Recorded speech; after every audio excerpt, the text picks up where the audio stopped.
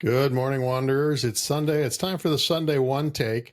A little bit different today downstairs in the nest because we're getting ready to do some recordings for this coming week. Looking forward to putting out some new videos. Got a new series coming out for you where we're going to review some other travel videos, and we're going to participate in that pastime that I think everybody who watches travel videos likes to do.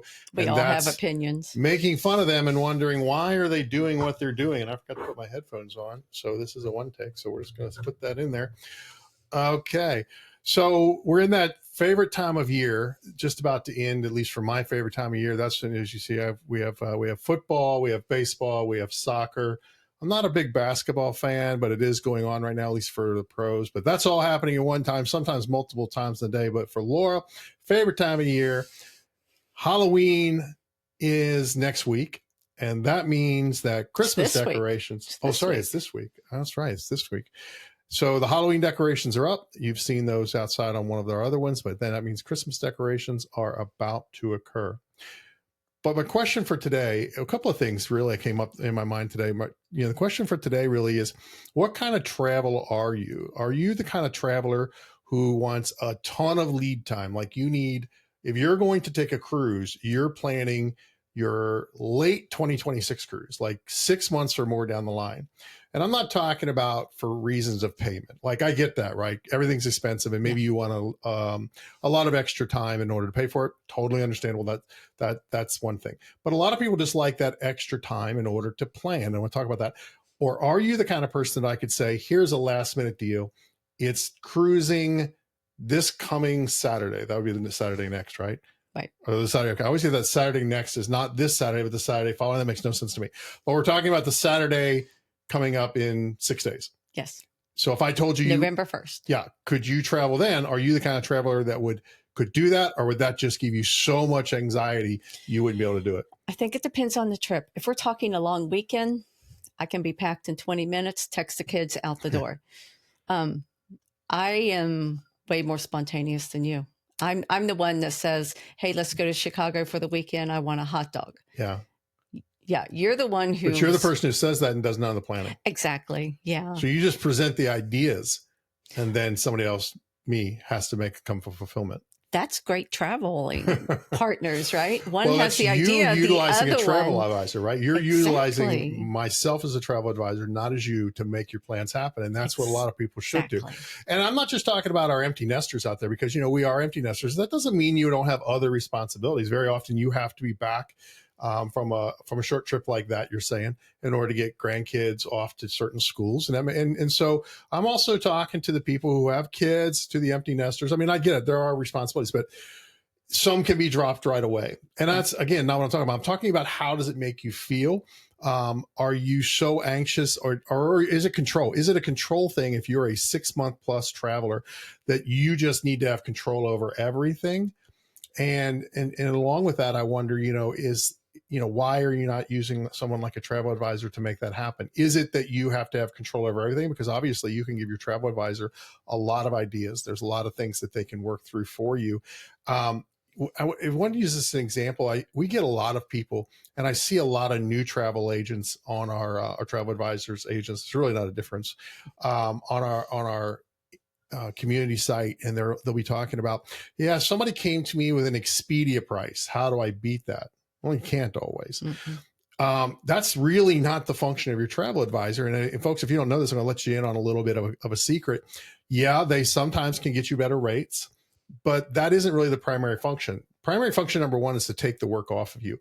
You feed them what you want to do, like you do. Hey, I want to go to Chicago and have a hot dog, which we have done. Mm-hmm. Or I want to go to Baltimore and attend the Seafood Fest and then come back, which we have done, all in one day. Well, not both in the same day, but independent days. So your travel advisor can make that happen. We had when I used to travel all the time, the company booking site was actually an Expedia. I don't want to say a front, but that's what they use in the background. So it was labeled something else. I won't say what, but when people would book their travel on it, it was Expedia. And those of us who traveled all the time, of course, we preferred to book directly with the sites. And now we didn't use travel advisors for a variety of reasons. It was business travel, although you can do that. And this is what I saw. I went one time with a group to Montana for a work, and I had booked directly through Hilton, and they had booked through our company's site, which was then Expedia in the background. Well, when we got there, they had a problem. And guess who the hotel told them who to call? That third They told them to call Expedia, right? That could care less. They're like, we have no control over this. This is not us. You know, go talk to Expedia. And they did not offer them any assistance whatsoever. And, you know, that's one of the advantages is like, do you want to call Expedia when you have a problem and there's, who knows who you're going to get a hold of, right? Will they be available? There's lots of different agents, and we all understand what it's like when you call customer service and you get that one person who goes by the book and they don't know very much. And then you call back maybe 2, 3 times, you're getting the same kind of runaround. And you finally get that one person who's like, oh, well, I'll just do this, this, and this. And you're like, well, why couldn't somebody just do that the first time? I mean, there's a variety of reasons that doesn't happen, but your advisor, you call them directly and they take care of it. And the other thing that advisors can do for you is, yes, they may not be able to get you the rate that Expedia gets you, because that's like that bottom discounted, no problem rate. You get no frills with it, but you know what? It's cheap, and I get why people want it. But it's like we talked about that no frill airlines. Like, what happens if something goes wrong? And in this day and age, a lot can go wrong. And like we're looking at right now with everything that's going on in the crazy world here, with a lot of delays in that caused by shortages in the air traffic control towers. So there's just a lot going on with that budget rate is going to cause you a problem. Like, what if you aren't going to arrive on time? And no one wants to start their vacation with a problem. And so let's say that you get delayed and you book through that Expedia and you're going to be, you know, really late in the night. So you call the hotel. They may or may not do something for you because, again, you book through Expedia. And I'm not saying Expedia is bad. Don't get me wrong. I mean, I've booked an Expedia in the past, but I understand. Before we knew better. Well, before we knew better, but also, we were focused on price, and I get that. But I didn't understand what could happen if something went wrong. And when you only travel once and every so often, like you do your one vacation, you hope that it doesn't go wrong on that trip.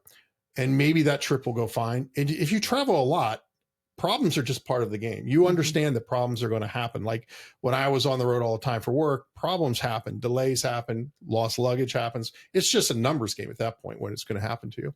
So your advisor, besides being able to do all the work for you, they can also sometimes get you perks that even if you go through Expedia, you can't get. And that sometimes is extras at a resort, or room credits on a cabin or a cabin credit on a cruise, which is not going to happen through Expedia. So it's sometimes those little extra perks that they can get you besides doing all the planning for you and taking all that off of you that you're not going to get if you book through the Expedias. And so again, back to the question though, your advisor can help you with either those first of all, the last minutes. They can definitely push those last minute deals, make you aware of them that you may not be able to find shopping on your own, just trolling on the internet, because that's a lot of looking. Those last minute deals can tend to go really quickly.